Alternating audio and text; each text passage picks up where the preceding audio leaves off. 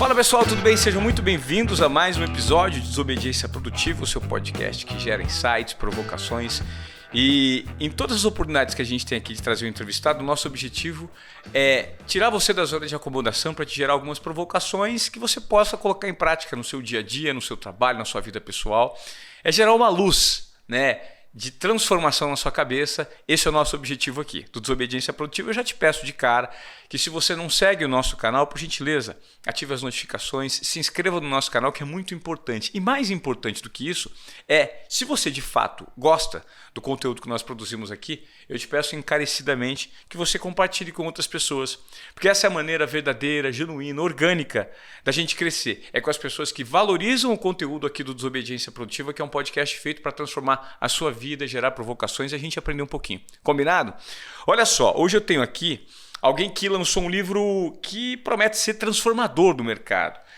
Eu tenho um livro em minhas mãos que é o Brand Publishing, a transição midiática. Nós estamos vivendo um momento de transformação do consumo de informação e de produção de informação. Hoje temos um excesso de informação no mercado, vocês sabem disso, né?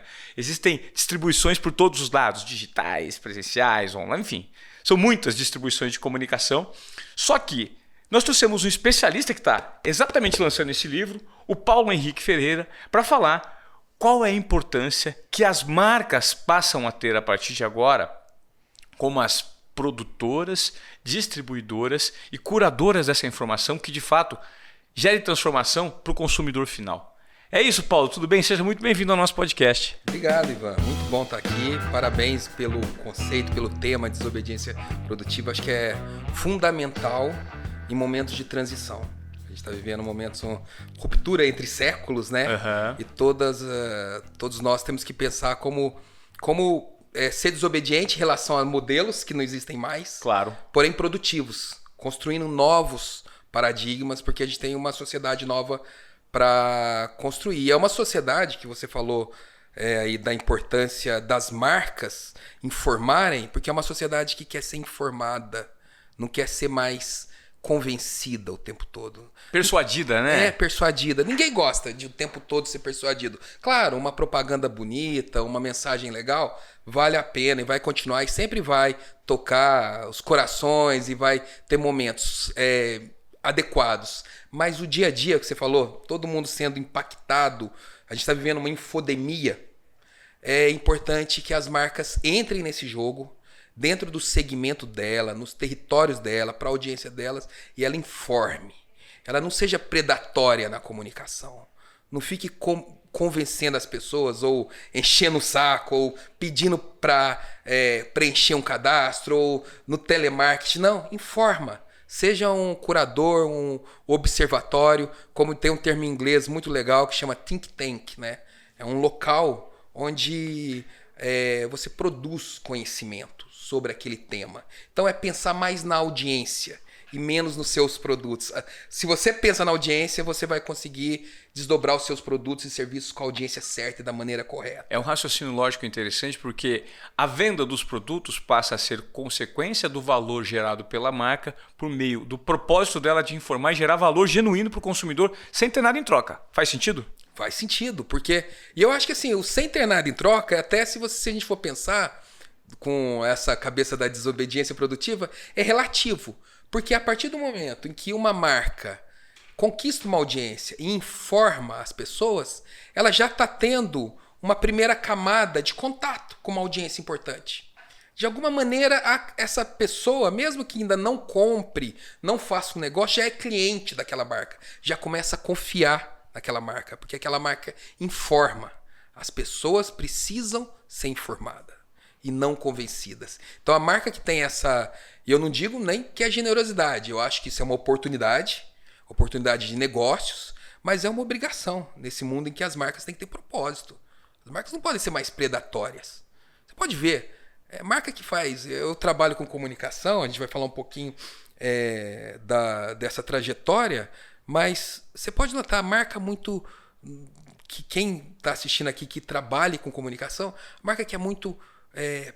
trabalha muito com campanha de performance, toda hora anúncio, querendo vender e não se preocupa em informar, ela tem uma cultura de trabalho esquisita. Ela tem uma cultura de trabalho onde você depois vai descobrir que existe pressões no trabalho que não deveria existir, que existe problemas contábeis por resultado, porque é o resultado a qualquer custo. E a gente já não está mais nessa sociedade. Esse modelo não cabe mais.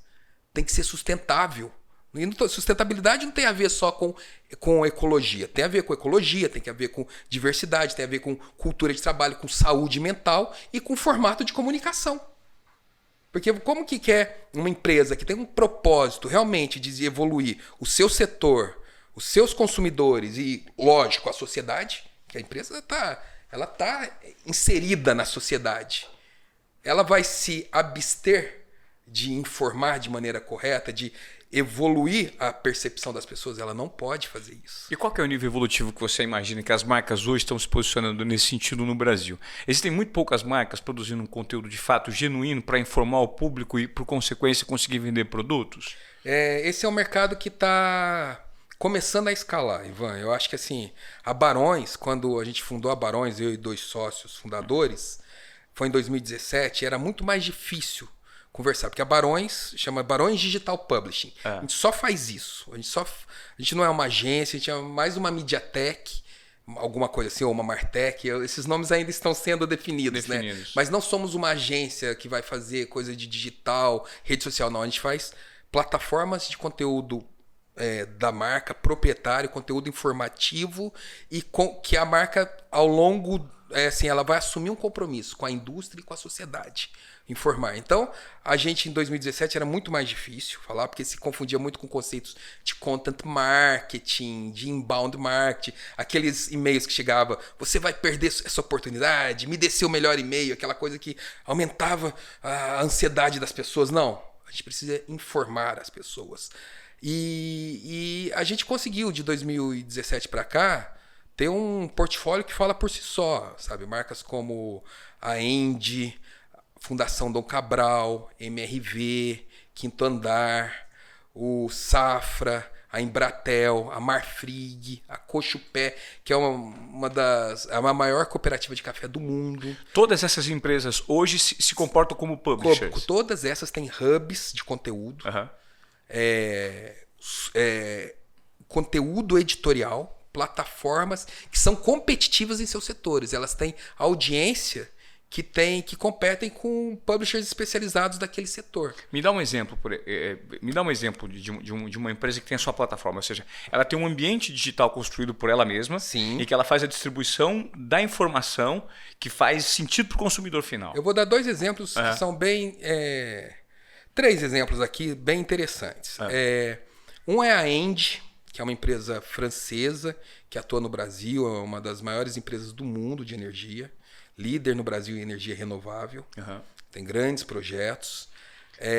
Ela tem um portal chamado Além da Energia, que é um portal hoje que já está no top 5 ou top 10 do setor de energia, ou seja, tem uma audiência aí de centenas de milhares de pessoas por mês que entram no portal, no Além da Energia,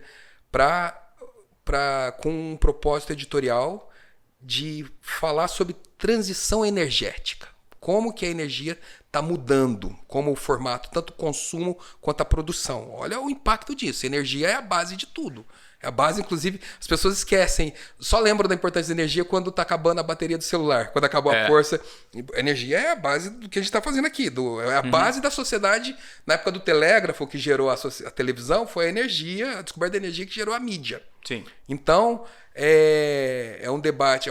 Hoje, o Além da Energia é um portal sobre transição energética, é o principal portal no Brasil, feito por uma marca, que tem uma liderança editorial e que tem, assim, tanto entrevistas com o Fernando Henrique Cardoso, uma entrevista relativamente recente, e é uma entrevista técnica sobre o marco regulatório lá dos anos 90 até agora, o que aconteceu, a visão dele, até cases, tendências, artigos, muita curadoria, o que está acontecendo na França, o que está acontecendo na Alemanha, aquele COP27, COP28, sustentabilidade, todos os dias, publicação de conteúdo, tanto conteúdo original, quanto curadoria, quanto conteúdo educativo, e com uma distribuição, seja distribuição nas redes, onde você melhora a qualidade das redes, seus seguidores começam a ter um timeline muito mais saudável, aumenta o engajamento, as pessoas são mais predispostas, e a gente já tem resultados empíricos que comprovam a clicar em uma notícia do que em cards publicitários, que as marcas antes ficavam fazendo cards. Claro. Olha que estranho, as marcas faziam cards enquanto os oportunistas faziam notícias, fake news. Agora as marcas têm que assumir o seu local. Além do SEO, do Google, de você conseguir essa liderança. Então hoje a Andy, esse projeto já tem 3 anos e tem um futuro muito legal pela frente, é uma líder editorial no segmento. Ou seja, a Andy passou a se comportar como se fosse, por exemplo, o site do portal de notícias como o G1 da TV Globo. De fato. Só direcionado para o segmento que ela gera impacto. Que é o B2B, que é a energia. Sim. E que é a transição energética, que é um tema central. E ela dá uma cobertura, uma profundidade que um veículo generalista jamais daria. Entendi. Jamais daria. Ninguém, ou ainda mais você conhece redações, as redações estão todas muito sobrecarregadas, os temas elas ficam pulando de temas em temas. Ali não, ali ela consegue chegar. Por exemplo, essa entrevista que o Fernando Henrique deu. Foi uma entrevista, assim, a Andy não vai perguntar para ele sobre política, sobre questão partidária, é sobre transição energética. Foi importantíssimo. O governo dele tem um marco que transformou a história da energia no Brasil. Então, são fóruns adequados para esse tipo de informação editorial. E outra, tem hora que a gente fala de si mesmo, pode, quando você tem uma mídia proprietária, mas 90% do conteúdo é um observatório do mercado. É para audiência. Sim. E não é para falar de si mesmo. Para falar de si mesmo. E deixa eu te perguntar, o PH, o público está preparado para esse consumo? O público quer esse consumo? Porque eu noto hoje que a gente tem uma dificuldade muito grande para essa infodemia que nós vivemos, como você citou no início do podcast, um acesso muito fácil e muito invasivo, né? De certa forma, nós somos bombardeados o tempo inteiro com informação curta, breve, para entreter, para não gerar transformação. Como é que o público consegue se desviar, fazer uma curadoria desse conteúdo que de fato pode ser genuíno, valioso? E existe isso? Existe, e está cada vez mais claro que esse é um fenômeno reestruturante após a desestruturação da última década, quando lá para o final da década de 10, os veículos começaram a sentir a perda de relevância, por causa que eles estavam focados no modelo do século XX, modelo no print, eles estavam mais preocupados com formatos do que com a informação. Sim. E aí entrou as redes sociais, que até então eram sociais, de relacionamento, comunidades, viraram máquinas de desinformação. Total. Por causa de oportunistas, de agentes oportunistas. E por conta da falta de regulação também. A descentralização da informação permite que todo mundo gere o seu próprio conteúdo. Como é que você vai separar o que de fato tem origem, tem checagem, tem procedência, né? Hoje todo mundo consome e produz qualquer tipo de conteúdo de forma deliberada. Por isso que eu falo que está tendo uma reestruturação. Que com as marcas entrando, e aí a gente pode fundamentar com uma pesquisa da Elderman, que é um grande conglomerado de comunicação que chama Trust Barometer, é uma pesquisa anual. Ela fala que já há muito tempo ela registra esse dado, que a sociedade, que os públicos confiam mais em marcas que eles consomem do que em mídia, do que em partidos políticos, do que até em ONGs. Porque elas sabem que a marca tem um objetivo, tem no final uma agenda muito mais clara do que essas outras entidades. E isso faz com que a população valorize a informação. Uma informação vinda de uma Andy tem um valor, que é a procedência. Então, eu acredito muito, eu sou otimista nessa reestruturação com uma nova galáxia de publishers. Não são só a meia dúzia de grupos econômicos que cuidavam, que mediavam a sociedade toda. As marcas em seus segmentos também vão ser essa procedência de informação. Por isso que eles vão ter que profissionalizar o publishing. O publishing é a informação editorial. Um outro exemplo que eu falei que é da 3, eu vou usar o segundo agora, é o Quinto Andar. Aquele que transformou, o PropTech, que transformou o mercado imobiliário no Brasil, né? Obviamente, como todos os desobedientes produtivos sofreram muita resistência, muitas pressões contra. E lá em 2018, eles nos chamaram lá, foi no início da Barões, falaram assim, a gente precisa se posicionar como um agente de informação. Não só atrair, porque a proposta de valor estava muito clara, não tinha mais fiador, era muito mais fácil, sobretudo em grandes centros, para o público jovem. Mas nós precisamos fortalecer a nossa capacidade de ser um agente de informação. E a gente lançou o Meu Lugar, lá em 2018, que, cara, logo a gente começou a ver oportunidades. Por exemplo, ninguém, nem veículo, curava o conceito de GPM, fazia uma curadoria, uma adequação, que fosse fácil e simples para um inquilino ou para uma pessoa que alugava apartamentos, ou para um proprietário. Na linguagem certa, falar, pensa só, se o seu custa X, vem essa calculadora, isso aqui é o IGPM. IGPM, ninguém fazia isso. Saía em cadernos de economia, saía em índices de universidades, mas ninguém. Cara, ali a audiência já começou a explodir. Tá, como que eles faziam?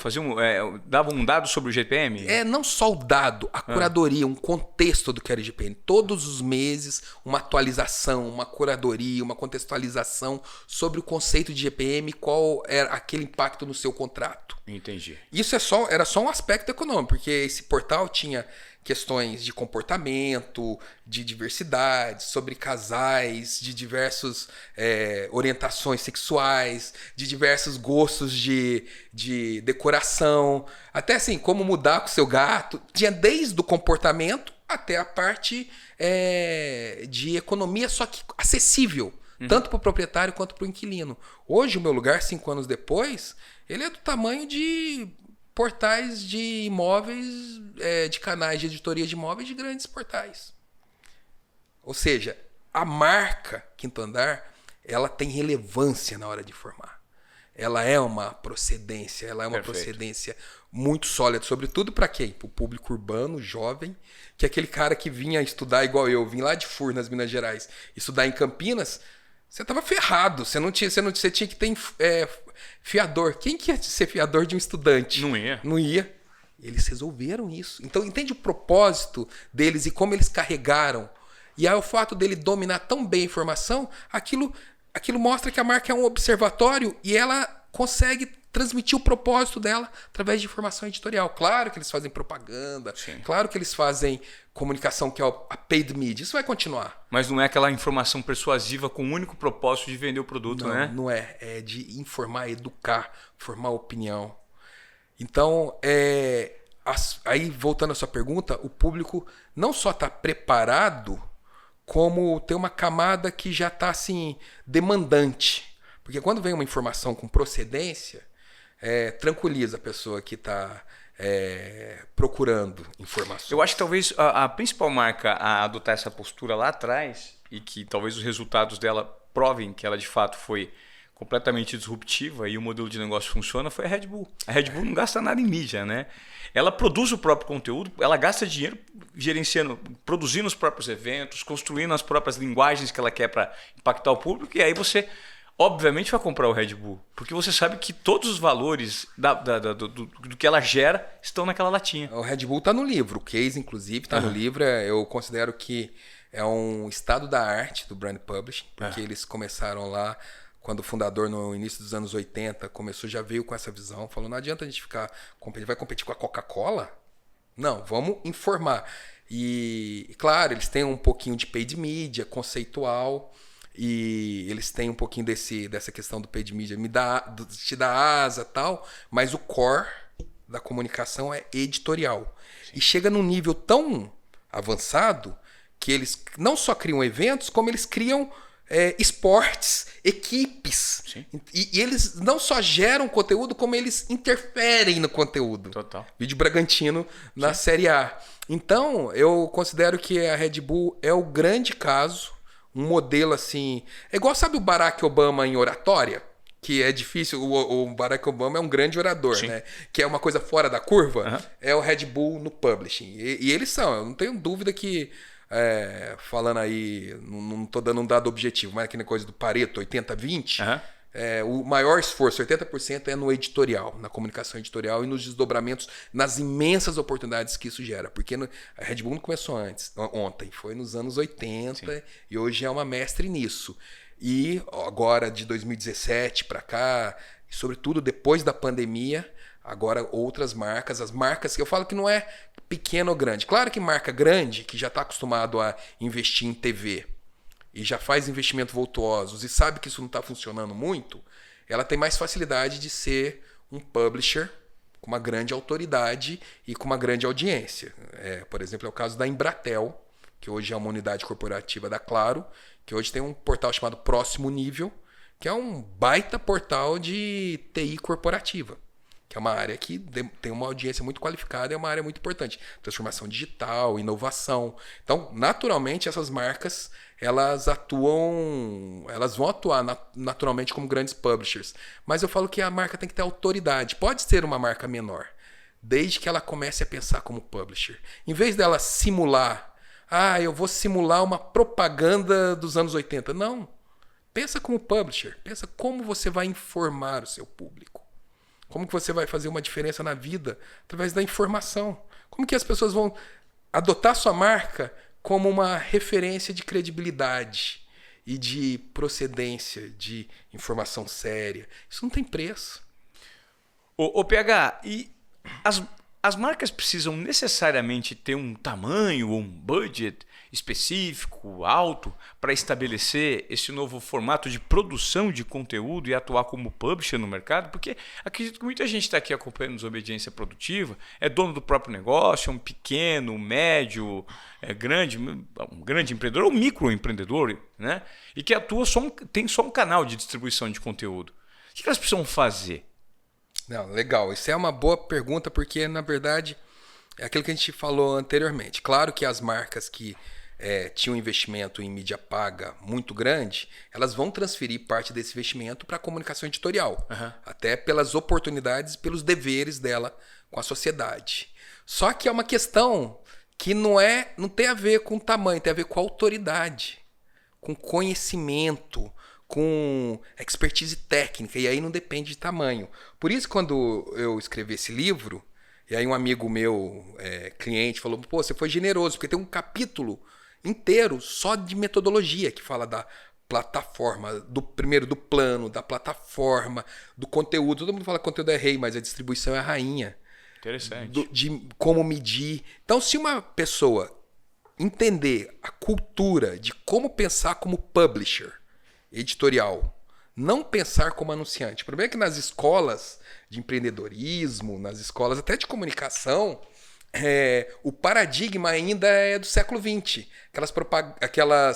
Aqueles cases das multinacionais americanas sobre propaganda. Isso acabou. Esse modelo a gente não está mais na sociedade do espetáculo do século XX. Está na sociedade da informação. A partir do momento que o profissional de qualquer porte entende essa transição midiática, entende onde ele está, que a sociedade quer ser mais informada do que convencida, e ele tem autoridade, tem real domínio técnico do que ele faz, ele não precisa fazer, talvez, a plataforma própria que vai liderar editorialmente aquele segmento. Mas no Instagram dele, ele já vai mudar o paradigma. Ele vai preocupar muito mais em informar, em curar, uma coisa que ele leu, dar o link, dar a referência, ser um hub de informação e de inteligência, e aquilo vai gerar o maior valor que uma marca pode ter, credibilidade.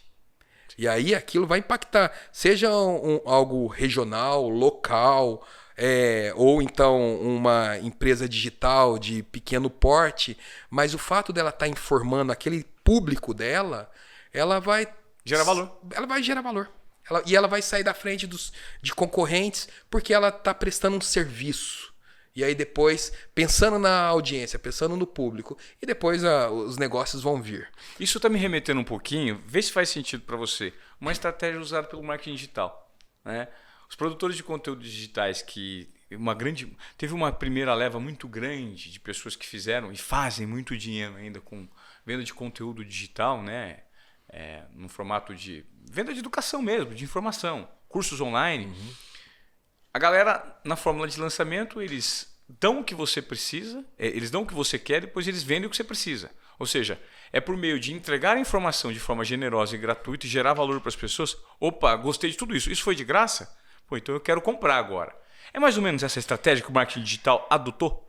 O marketing digital adotou, assim, só que a diferença, eu acho que o brand publishing é como uma evolução desse processo de informação, porque o marketing digital ele tem um objetivo muito claro, por exemplo, vender um curso, Sim.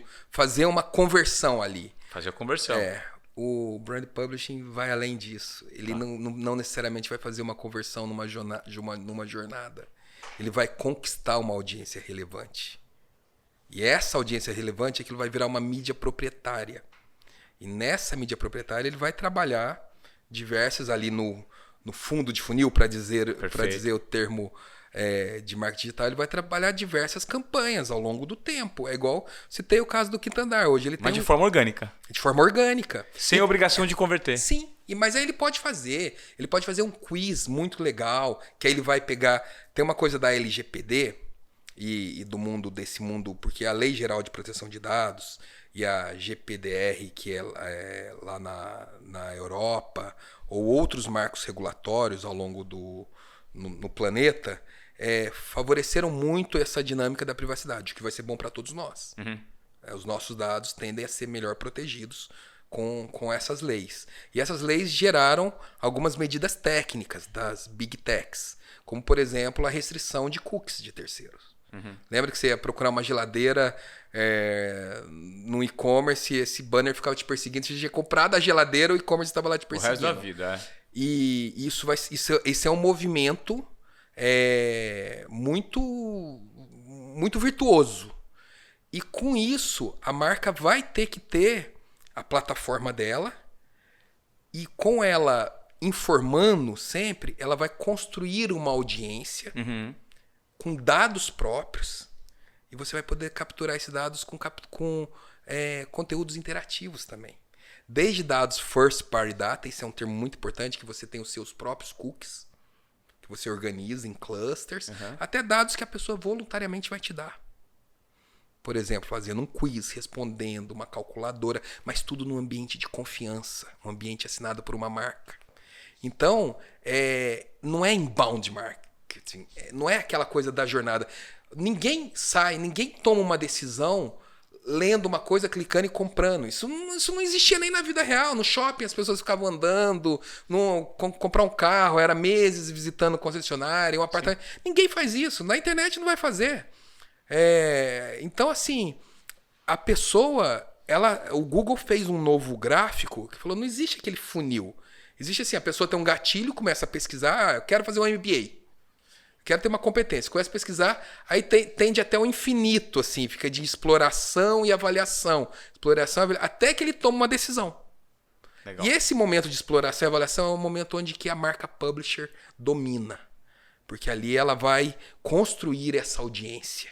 E essa audiência vai dar muito dados para ela. Tanto para gerar negócios, quanto para ela gerar inteligência. E por isso que eu falo...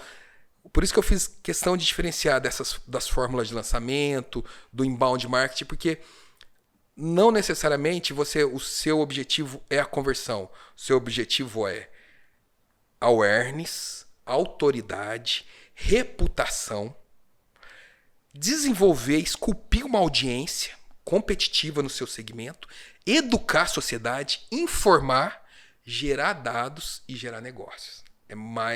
Você tem uma tabela de resultados para cumprir. Aí o seu nível de credibilidade enquanto marca é absurdo. E aí você faz o que você quiser com o seu consumidor. Com o seu cliente. Na verdade, a consequência é a distribuição do produto da tua marca, né? Isso. Aí você tem a sua mídia proprietária para ativar o seu produto. E aí, como a sua linguagem já vai estar calibrado, o pacto de confiança está claro... e a ativação vai ser bem-vinda. O inbound vai ser bem-vindo. Claro. As pessoas, na verdade, vão pedir, eu quero mais isso. Eu quero. Vem cá. Uma vez o Quinto Andar fez um quiz, foi até case internacional, sobre bairros para morar, era fim de ano. Foi assim, quando eu falo do nível de conversão, eu falo assim, não dá nem para falar, porque assim, é coisa de 40%, 50%, 60% de conversão. Estamos falando aqui de centenas de milhares de cadastro. Mas o que? Estava preparado, o Quinto Andar estava preparado, o ambiente do meu lugar, que é o hub, estava preparado, e esse quiz era super lúdico também. Envolvia, não era uma coisa pro cara, não era uma coisa burocrática. Era algo muito interessante para as pessoas. Fazia parte desse fluxo de conteúdo que o Meu Lugar desenvolveu, assinado pelo Quinto Andar. Você traz o seu livro, você fala muito sobre a metodologia de como que as empresas podem implantar isso, né? Uhum. E você disse uma frase muito interessante, que a gente sempre diz que conteúdo é rei, mas agora o complemento é que a distribuição é rainha. Isso. Hoje existe uma dificuldade muito grande de pessoas com bom conteúdo, microempreendedor, o pequeno, com dificuldade de distribuição. Eu queria que você falasse um pouquinho do que o livro traz relacionado à distribuição desse conteúdo nessas linhas editoriais autorais para gerar, de fato, essa identificação, essa credibilidade. Cara, eu vou falar, inclusive já citando um case que fica mais fácil de ilustrar. Porque a distribuição de conteúdo, eu costumo dizer que seja um gestor, um empreendedor, um profissional de comunicação e marketing, ele não pode pensar só no conteúdo, ele tem que pensar na logística desse conteúdo. O conteúdo, se fica parado, ele não vai fazer diferença. E a logística é a distribuição. E essa distribuição, você está falando de redes sociais, onde é um agregador de audiências que não pertence às marcas. As redes sociais têm donos. Sim, hoje se o Instagram fechar e você ganha milhões do seu Instagram, você está na mão do Mark Zuckerberg. Exatamente. Não é mesmo? Aquele conteúdo, na verdade, não é seu. O canal não é seu. O conteúdo pode ser seu, mas a qualquer momento... Eu falo que a rede social é um self-service de branded content. Você vai lá, faz o seu canalzinho, bota o seu conteúdo, mas não é seu. Então, primeiro ponto da distribuição. Você melhora o feed das pessoas com informação e traz pessoas de lá para cá. Então, você traz pessoas, dados de terceiros para dados primários. Perfeito. Ou seja, traz para um ambiente de domínio seu, que não dependa do controle da curadoria de terceiros. Né? Porque se mudar uma regra hoje de distribuição, você está ferrado. Ou seja, pega, por exemplo, você que é um empreendedor, você tem a sua audiência, sua comunidade montada ali, de repente no Close Friends do seu Instagram. Traga para um ambiente que você possa ter o domínio e o gerenciamento dessa plataforma para, de fato, você não ficar na mão de terceiros. É isso. Exatamente. E aí você vai trabalhando ao longo do tempo. E tudo não é do dia para a noite, não. Você vai aprendendo, trabalhando os dados, entendendo quais os dados first party você tem, quais são os zero party, são os dados que as pessoas dão para você, que são muito valiosos, e você vai construindo isso ao longo do tempo. Então você, primeiro, já resolve um grande problema das redes sociais. Que as redes sociais, primeiro, você não fica atrás de hype, pulando de redes sociais a redes sociais. Se uma rede social deixar de existir, você tem a mecânica de usar ela como um outlet de conteúdo. E aí você tem o Google, e aí vão ter outros desdobramentos. Você está vendo aí as discussões de chat GPT. Eu evito falar de hypes, porque quando a gente se distrai muito com hype, a gente não vai no fundamento. Perfeito. Mas você tem na internet a busca pelo conteúdo, que é algo muito qualificado, pessoas que estão buscando. E quando ela entende que a marca é um ambiente de conteúdo, a fidelização... Por exemplo, aquele negócio, quando a pessoa está casando, ela só vê coisa de casamento. Então, durante aquela fase, ela vai consumir, esse movimento de exploração e avaliação, ela vai usar muito dessa marca. Estratégia de distribuição, e tem outras, tem mídia paga, tem eventos, você tem uma estratégia de distribuição que faz você se estabelecer relativamente rápido. Eu estou falando relativamente porque no século XX você tinha que gastar muito dinheiro para se estabelecer. No digital é mais eficiente se você trabalha de maneira organizada. E aí eu vou dar o exemplo, o case. A Cochupé é a maior cooperativa de café do mundo. Fica lá em Guaxupé, no sudoeste de Minas. É uma potência. Eu costumo dizer que eles são a NASA do café. É pesquisa, desenvolvimento e comercialização baseado no cooperativismo. 18 mil produtores. E aquela região são produtores familiares. Então, e eles são assim, uma organização da década de 40, se não me engano. Então, uma organização muito sólida. E eles, ou seja, eles têm muita informação. A gente organizou com eles em 2020 ou 2021, há alguns anos, o Hub do Café. Fizemos todo o propósito editorial para ser um hub sobre cafeicultura que fala com o produtor, com o cooperado, que é muito valioso para eles, mas com trade, com consumidores, coffee lovers.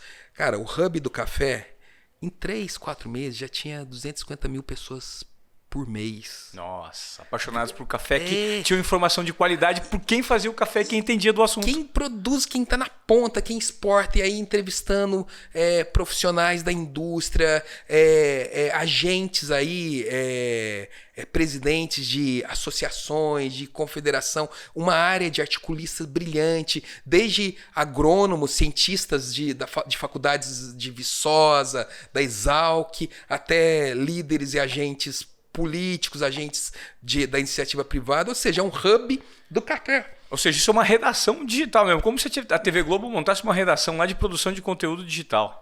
E assim, e qual a vantagem? Muita curadoria, eles já tinham muito conhecimento e eles são autoridade, eles exportam café para mais de 60 países. Olha o valor da informação que eles entregaram. Então, é aquele negócio, existia um espaço, a Cochipé fez um movimento, é igual aquela música do Hey Jude dos Beatles, né?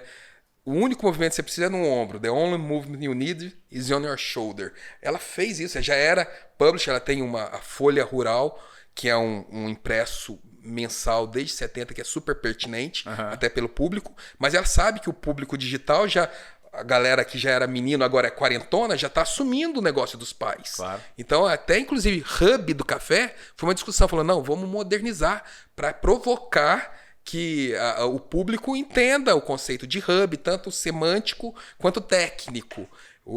Cara, é aquele negócio, quando a marca fez esse movimento, óbvio, ela ocupou um espaço que ninguém estava ocupando naquela profundidade, naquela qualidade, assinado por uma entidade que que a credibilidade ela é técnica, conceitual e comercial.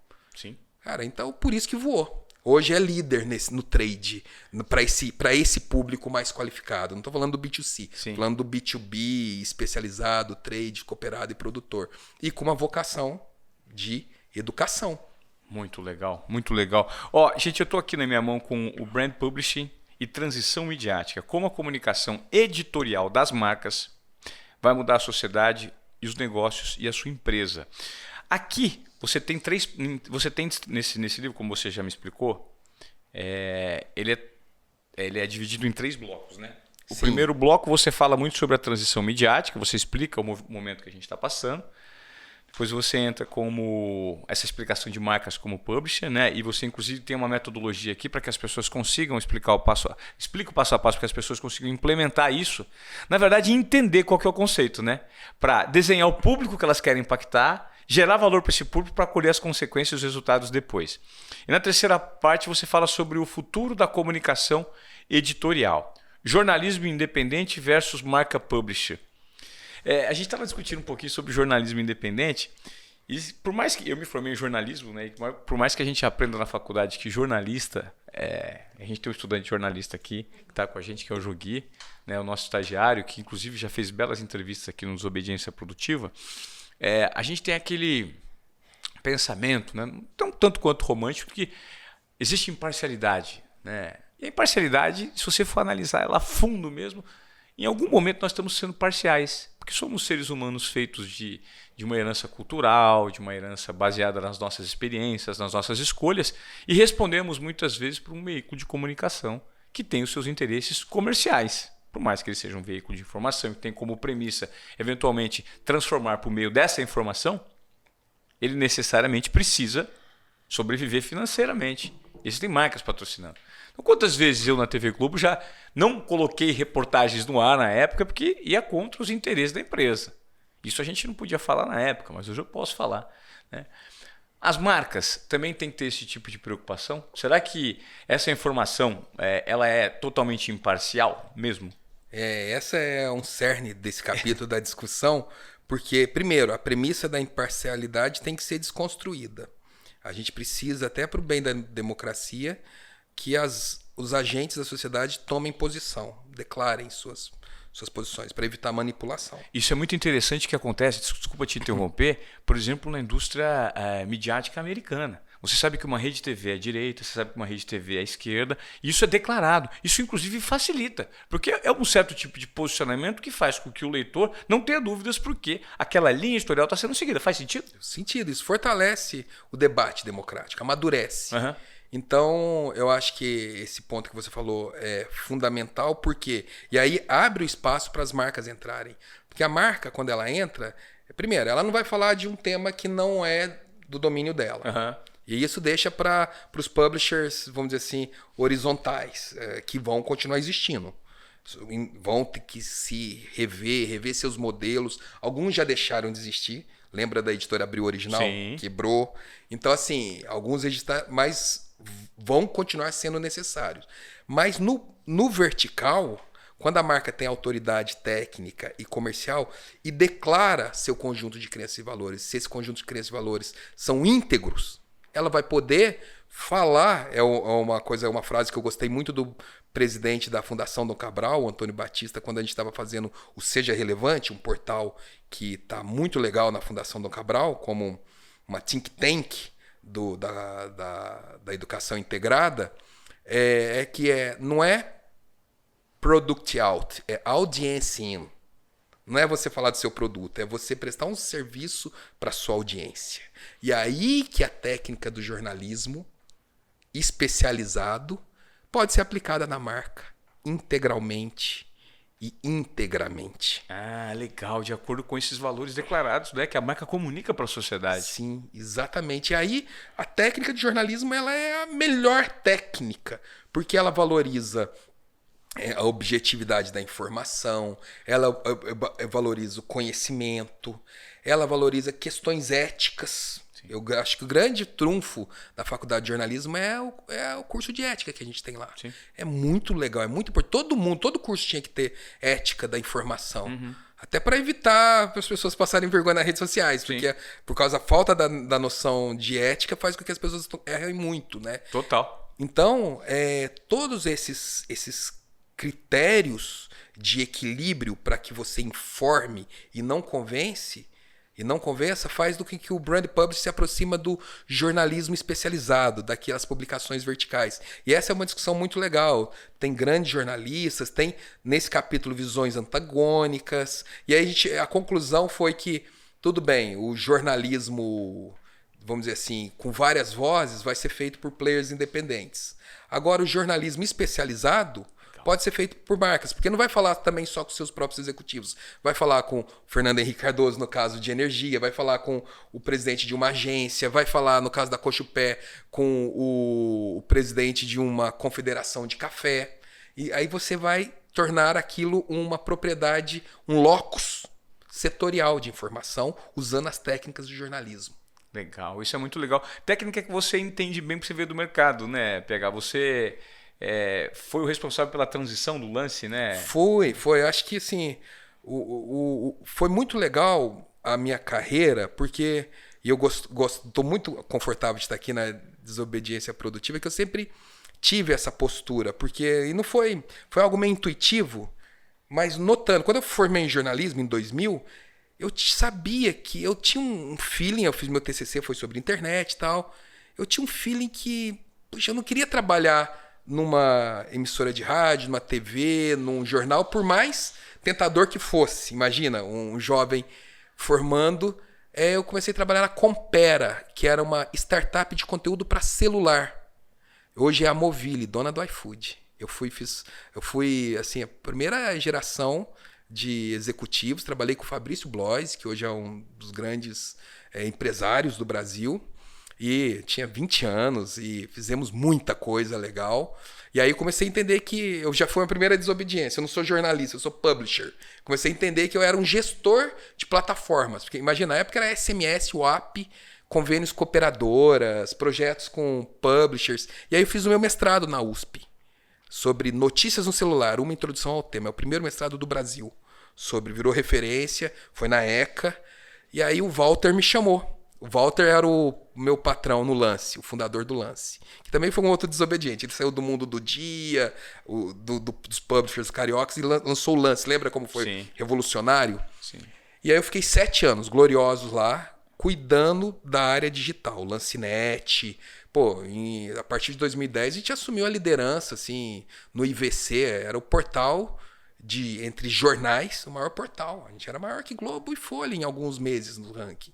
E o lance estava sozinho, Nadava de braçada, né? Não, estava sozinho assim, que eu digo assim, não estava com nenhum portal de parceiro, tava assim, era técnica de produto, de fluxo de informação, de recorrência, distribuição, na época era muito mais limitado, mas era uma dinâmica de, não era só o conteúdo, é o publishing. E aí foi que em 2015 me deu, 2014, depois do 7-1 lá, né? Aí você para pensar na vida. Falei, não faz sentido. A mídia com maior capilaridade na história da humanidade é o celular. Não teve uma mídia, um suporte tão íntimo, tão profundo e tão adotado como o telefone celular. Não faz sentido as marcas ficarem confinadas apenas à plataforma de terceiro. Elas vão ter que desenvolver audiência própria. E não vai ser com comunicação persuasiva, vai ser com comunicação informativa. E isso é o desenvolvimento de comunidades. Né? Desenvolvimento de comunidades. Audiências são comunidades. Audiências são comunidades. E quem não tiver a sua comunidade arrebanhada no seu ambiente próprio para ter o domínio sobre essa comunidade com um conteúdo de fato relevante, vai perder uma grande oportunidade. Né? Foi aí que eu pedi demissão do Lance também, nos riscos que você fala que tem que assumir. Aí fui para uma grande agência. Eu vi que a agência FSB foi legal no ponto de vista técnico e comercial, mas eu vi que as agências também estavam, vamos dizer assim, com questões. Até hoje, eu não acredito muito no conceito 360 de uma agência. Eu não acho que ninguém é bom o suficiente para fazer tudo. Eu falo que a marca que tem que ser 360 graus, e não um fornecedor. Aí eu, cara, um ano e meio, agradeci, pedi demissão lá para montar Barões, para falar, vamos fazer só brand publishing. Mas ninguém vai entender isso. O que nos falaram, os meus dois sócios, o João e o Bruno, que toparam vir comigo, trabalharam 5 anos comigo no Lance, eu era chefe deles, montei a equipe, eram pessoas de muita confiança. Eu falei, vamos fazer isso. Eles saíram dos empregos também. Eu tinha um filho pequeno, que tinha 6 meses, hoje tem 7 anos. A Barões é a irmã dele, é a irmã caçula. Quando eu falei com a minha esposa, ela topou, mas assim, todo mundo falando, pô, mas você tá louco, o Brasil tá em crise, você é diretor de uma grande agência, isso não vai dar certo. Ouvi muito isso. Falei, claro que vai, porque as marcas vão ter que fazer isso. Vai fazer parte do propósito. Não tinha SG o termo, não era. Mas isso vai ser uma função social da marca com as comunidades. Claro. E se está em crise, vamos reinventar. O momento para lançar novos modelos é na crise. É o momento, porque quando está na pujança, os modelos são estabelecidos. Sim. É igual na década de 90, na televisão, na Globo.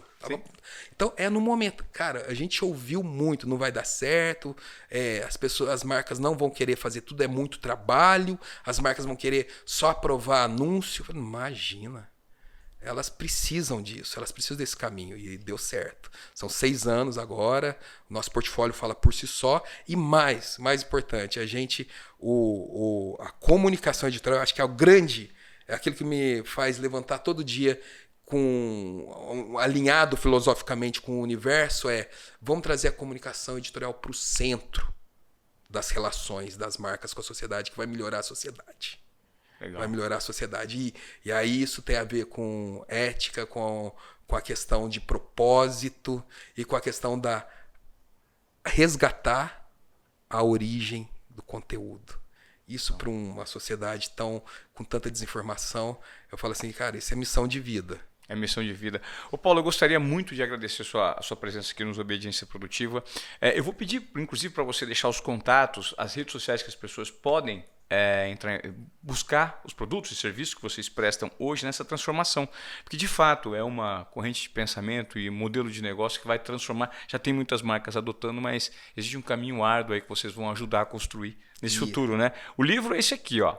Brand Publishing e Transição Midiática. Você pode pedir pela internet hoje, né? Pode, tá pela internet, também tá em algumas livrarias. Então, assim, tem a versão física, tem o Kindle também. Legal. Então, ele tá bem distribuído.